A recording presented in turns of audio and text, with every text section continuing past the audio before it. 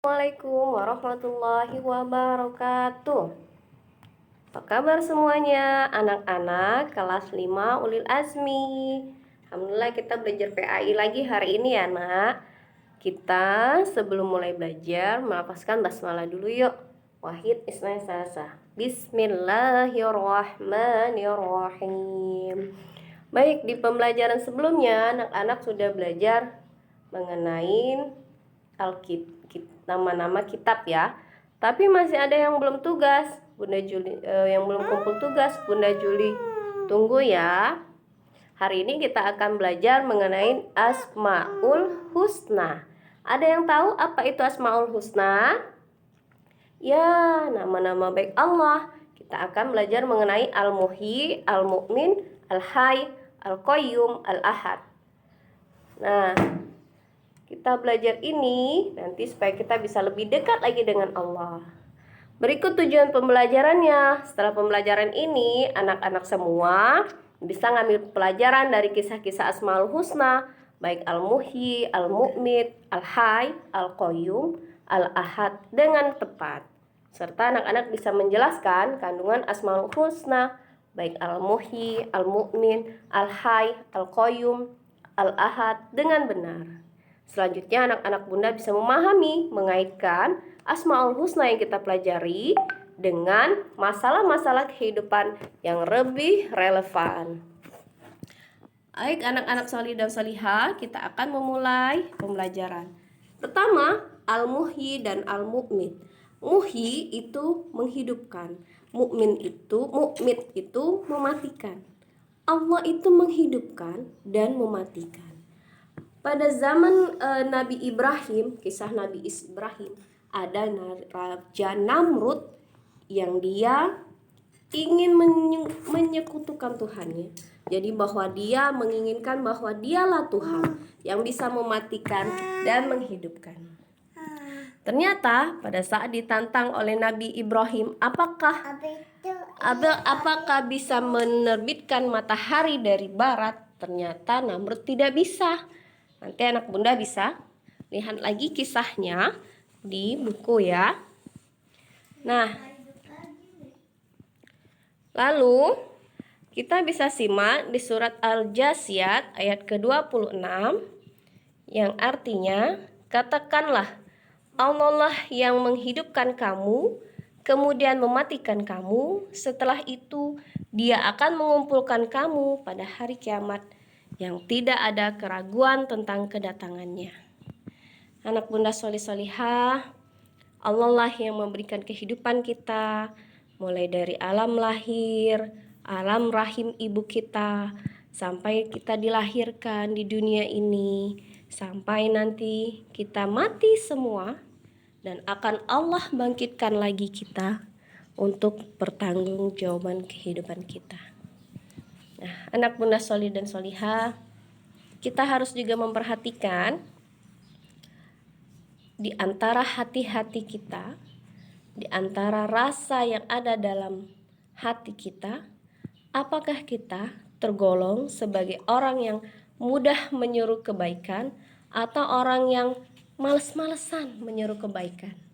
Misalnya, kalau diperintahkan orang tua, siapa yang langsung mengerjakan? Kenapa kita harus berbakti kepada orang tua?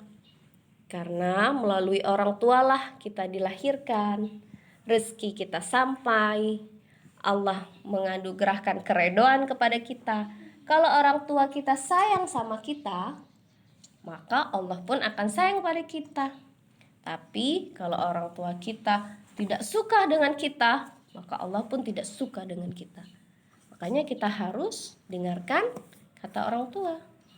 Begitupun kalau sholat, apakah kita langsung segera sholat ketika mendengar azan, atau nunggu azan berikutnya baru sholat? Astagfirullahaladzim ya. Jangan sampai kita sholatnya di akhir-akhir. Kita harus perhatikan, nanti bisa jadi hati kita mati. Itu contoh dalam kehidupan ya. Baik anak Bunda, sekarang kita lihat Al-Hayy, Al-Qayyum. Allah maha hidup dan maha mengurus. Anak-anak Bunda yang solih dan solihah, Allah itu tidak pernah lelah mengurus makhluknya. Al-Hayyu, seperti yang terdapat di surat Ar-Rahman ayat ke-26 dan 27. Bismillahirrahmanirrahim. Kullu man 'alaiha fanin wa yabqa wajhu rabbika dzul jalali wal ikram. Semua yang ada di bumi ini akan binasa pada hari kiamat, tetapi kekal zat Tuhanmu yang mempunyai kebesaran dan kemuliaan. Allah selalu hidup, tidak pernah mati. Allah tidak pernah lengah dari bahkan setiap helaian daun yang jatuh pun Allah tidak akan pernah lengah. Jadi Allah maha hidup dan Allah maha mengurus semua makhluknya. Kalau kita perhatikan di buku kita tuh ada anak-anak tahu kan yang namanya planet. Apakah planet itu tabrakan? Pernah dengar planet tabrakan? Belum pernah, karena semua bergerak sesuai dengan orbitnya. Tapi kalau pesawat tabrakan pernah dengar? Atau pesawat jatuh pernah dengar?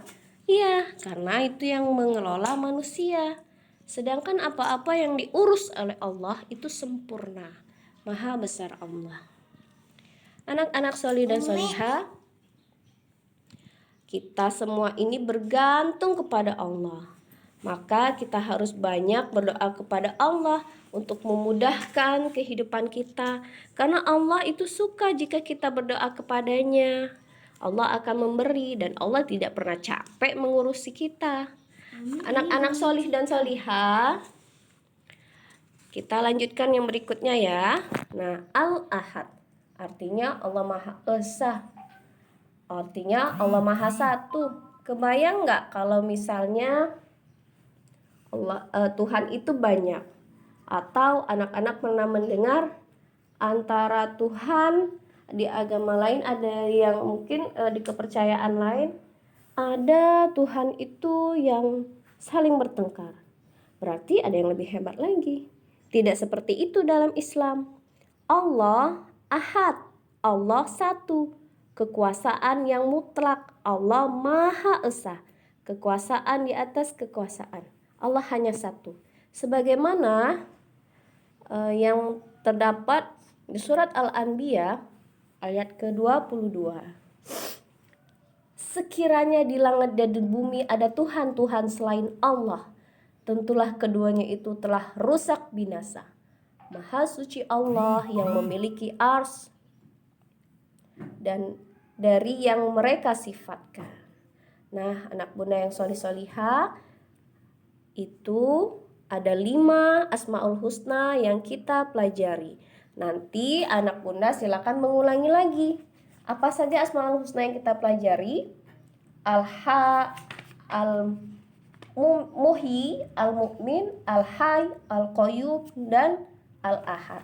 Selanjutnya anak bunda silakan anak bunda membaca lagi bab Asmaul Husna halaman 37 sampai 45 dan kerjakan tugas PAI-nya halaman 46 sampai 48. Bunda tunggu ya hasil kerjaannya, boleh difoto ke bunda. Terima kasih semuanya. Assalamualaikum warahmatullahi wabarakatuh. Kita akhiri dengan hamdalah. Alhamdulillahirabbil alamin. Oke, terima kasih anak semua.